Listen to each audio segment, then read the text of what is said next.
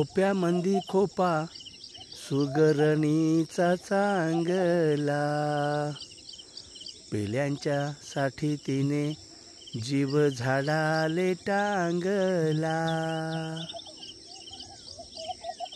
निसर्गाच्या सानिध्यात फिरता फिरता अशा खोप्यांना अंतर्मनात साठवून घ्यावं आणि आठवावं अशिक्षित बहिणाबाई चौधरी यांचं काव्य. महाराष्ट्रातल्या काव्य रंगाला रूपाला सजवलेली माझी माय, तिचं नाव आहे बहिणाबाई चौधरी. शिक्षण झालं नाही परंतु प्रतिभा प्रचंड अशी ती, जणू प्रतिभा घेऊनच जन्म झाली. आणि रानामातीत राबणाऱ्या त्या प्रत्येक विषयाचा ती संग झाली.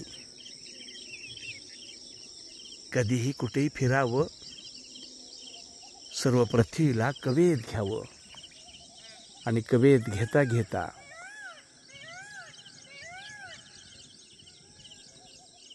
पाहिलंच मोरांचा आवाज. एक मोर दुसऱ्या मोराला साथ घालतो किमान अर्धा-पाऊण किलोमीटर दूरवरती. पुन्हा विषयाकडे येऊ. निसर्गातल्या सर्व कलागुणांचा आविष्कार हा बहिणाबाईंनी आपल्या काव्यात प्रगट केला आहे. 50 वर्षापूर्वी जी कविता पाठामध्ये आली ती मुखोद्गत झाली आणि ती कितीही वर्षांनी पुन्हा ओठावरून तरळून जाते. त्या बहिणाबाईंच्या आठवणी आल्यापासून कशा राहतील.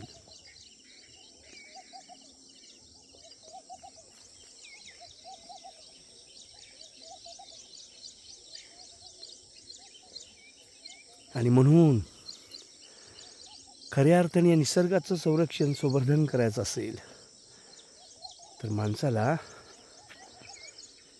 शेती पाण्याकडे लक्ष देणं गरजेचं आहे. निसर्गाचं जतन करण्यासाठी लक्ष देण्याची गरज आहे. किती सुंदर आणि छान फूल आहे बघा. किती रंग सांगूया निसर्गाचे. लाखो रंग घेऊन हा निसर्ग नटतो आहे, सजतो आहे. मानवांच्या कल्याणासाठी, मानवांच्या आनंदासाठी ओतप्रोत भरून पाहतो आहे, ओसंडतो आहे. आणि ते ओसंडणे पण ज्यांना बुद्धी आहे, ज्यांना भाव आहे, भावना आहे, अशा मानवांच्या विकासासाठी हे निसर्गाने सगळं दिलं आहे. चला, हे माझे मोडके 2 विचार बहिणाबाईंच्या काव्यास समर्पित करतो.